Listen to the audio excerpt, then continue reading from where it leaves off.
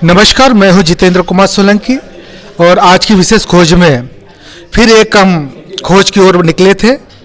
मनावर से 20 से 25 किलोमीटर दूर और समथिंग महाराज जी बता रहे 30 किलोमीटर दूर।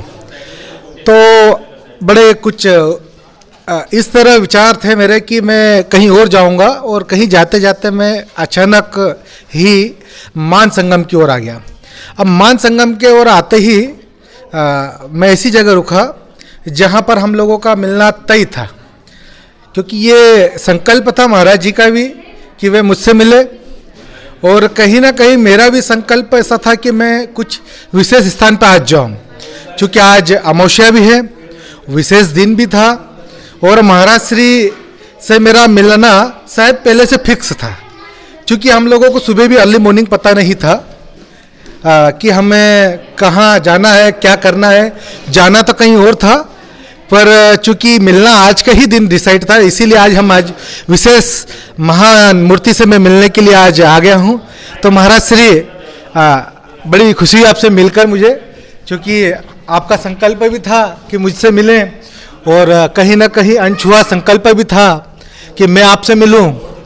तो पहले महाराज श्री आप आपका परिचय दे दें। श्री राधे। महाराज श्री आपका नाम? श्री विजय राघवदास। महाराज जी आप इस स्थान में कब से हैं? लगभग 7 साल से। 7 वर्षों से। और मतलब आप 7 वर्षों से यहाँ पर तपस्या कर रहे हैं, साधना कर रहे हैं इस स्थान पर, ठीक है महाराज। तो इस स्थान का महत्व क्या है और आप यहाँ पर कैसे आए? सबसे पहली बात तो यह है, यहाँ आने का जो मेरे रुकने का जो श्रेय रहा, हम इधर अज्ञातवास में आए थे 15 में। उस समय आने के बाद कुछ काल हम पेरखड़ में रुके, भोगेश्वर महादेव। वहाँ रुकने के बाद कुछ लोगों ने मुझे बताया कि महाराज जी एक स्थान ऐसा है जो बिल्कुल एकांत में है, वहाँ जो है जिस तरह आप चाह रहे हैं साधना करने की जगह वहाँ पे है। फिर लोगों के कहने के अनुसार हम यहाँ आए और आने के बाद लगा भी मुझे, देखने के बाद पहली नज़र में ही भोलेनाथ का जब दर्शन हुआ, दर्शन होते ही मेरी आत्मा को बहुत बड़ी शांति मिली और शांति मिलने के कारण फिर जो है मुझे ऐसा लगा कि कुछ काल यहाँ रह करके साधना करनी चाहिए। इस उद्देश्य से हम रुके, लेकिन यहाँ रहने के लिए कोई जगह नहीं थी, बिल्कुल केवल मंदिर ही था, बिहड़ जंगल था। आज तो भोलेनाथ की कृपा से सब कुछ हो चुका है, जैसा चाहिए रहने की व्यवस्थाएं भी बन चुकी है, रास्ता नहीं था रास्ता भी हो चुका है।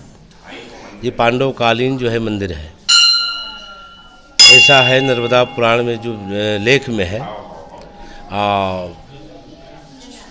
इसकी जो महिमा बताई गई है वो यही बताई गई है कि माता जो आदिति थी देवताओं की, उन्होंने यहाँ तप किया है, इसलिए इस जगह का नाम आदिति तीर्थ है। महादेव जो है उनका नाम है रिद्धेश्वर महादेव और तीर्थ के रूप में अगर देखा जाए तो आदिति तीर्थ है। दूसरी बात, मान नदी का संगम है, संगम होने से भी तीर्थ है। हमारे शास्त्र कहती है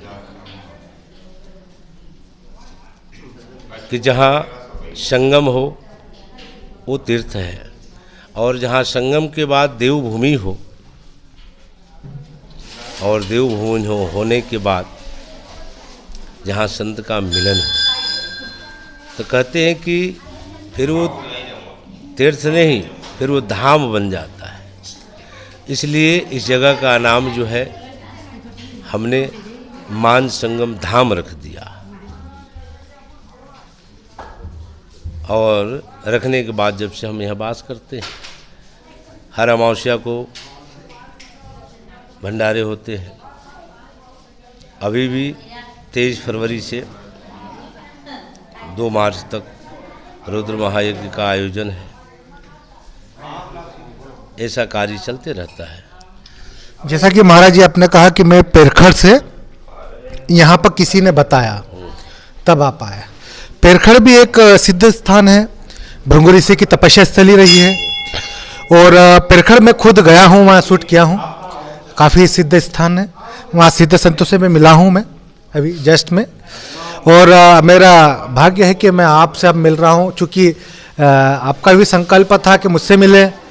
और आज सुबह ही ऐसा हुआ था कि आश्चर्य की बात है कि सुबह ही मैंने संकल्प लिया था कि मैं खीर खाऊंगा।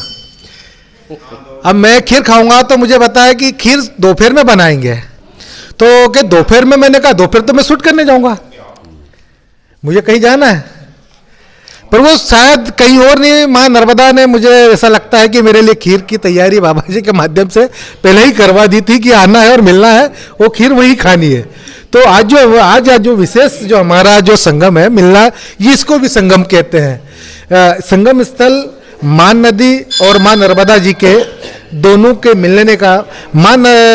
जो नर्मदा जी हैं, वो जो मान नदी हैं, वे उनका जो उद्गम स्थल है वो मांडव है। मांडव के मानसरोवर से उसका उद्गम हुआ मान नदी का, जिसका मैं समझता हूँ कि यहाँ पर आखिरी छोर आ गया है। तो ये संगम स्थल, और महाराज जी ने बड़े उससे बताया भी है। महाराज सर, ये क्षेत्र परिक्षेत्र कितना बड़ा है कि यहाँ पर कहाँ पर कुंड है कुछ, और विशेषता क्या है इस स्थान की, कुछ बताएंगे आप थोड़ा? पहले तो आपने पूछा पेरखड़ भी सिद्ध स्थान है, फिर वहाँ से यहाँ क्यों, आपका सवाल ये रहा। मैं थोड़ा इस पर प्रकाश डालना चाहता हूँ। सिद्ध स्थान तो नर्मदा तट पे जो भी है सब सिद्धों की भूमि है, ऐसा उल्लेख में है। कमंडल से कमंडल लगे हुए हैं नर्मदा खंड में। लेकिन यहाँ जो है भगवान की कहा गया है 3 पत्नी हैं, श्रीदेवी, भूदेवी, नीला देवी, जो यहाँ तीनों मौजूद है। आप अभी मंदिर में जब गर्भगृह में जाएंगे तो देखेंगे ऊपर श्रीदेवी है और नीचे भूदेवी पर भगवान विराजमान है, और दूसरा जो जिलेहरी बना है जिसको पार्वती कहते हैं, नीला देवी, यानी तीनों देवियाँ मौजूद हैं। उसके साथ जो है भगवान यहाँ विराजमान है, यानी रिद्धि और सिद्धि जिसे कहते हैं, ये दोनों चीज़ यहाँ पे मौजूद है। और जहाँ तीनों पत्नियाँ हों और भगवान मौजूद हों, फिर वहाँ के विषय में क्या पूछना। शास्त्र के अनुसार कहा गया है, ऐसा जो है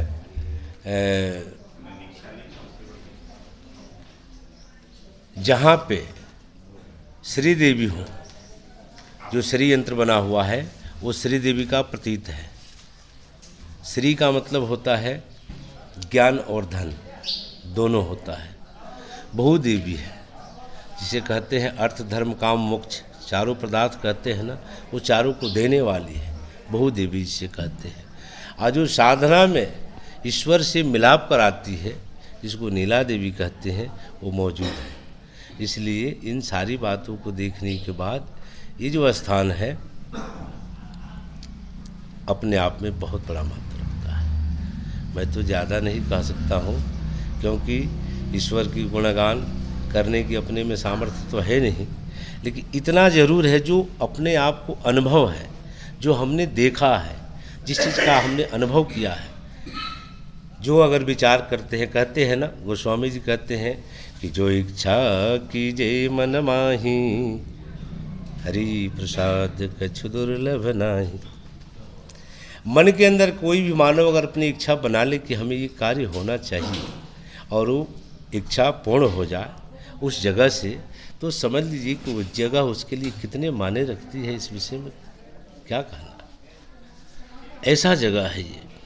यहाँ देखिए गुजरात, महाराष्ट्र, मध्य प्रदेश, सभी जगह के लोग आते हैं, और लगभग प्रायः जो भी लोग मेरे पास आए, भगवान का दर्शन किया, दर्शन करने के बाद सभी लोगों ने एक ही बात दी कि महाराज जी मुझे बहुत सुकून मिला।